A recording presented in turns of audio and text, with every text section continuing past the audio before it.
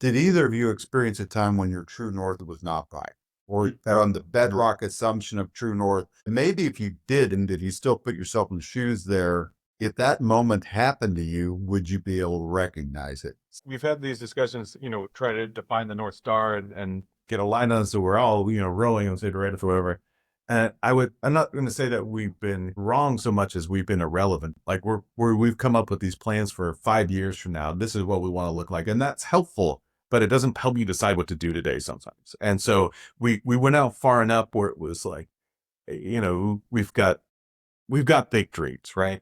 And so with that, but you need to know what to do today. I think the way I would answer it is if you define true north by a particular tactic or a particular market or a particular measure of success, then you've got a lot more opportunity to be wrong. We would call that a pivot. Michael and I were talking earlier about, when you start a company, what you think is going to ultimately be your success is probably not. You have to be adaptable. If you center true north around what you want your company to be in terms of how it relates to the market, then I think it's harder to be wrong. Effectively define your value proposition, then you're more likely to be able to adhere to that while constantly pivoting.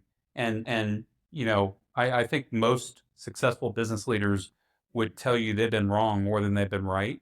But I don't know it's so much about their true north it is about betting on a market or betting on a particular, product.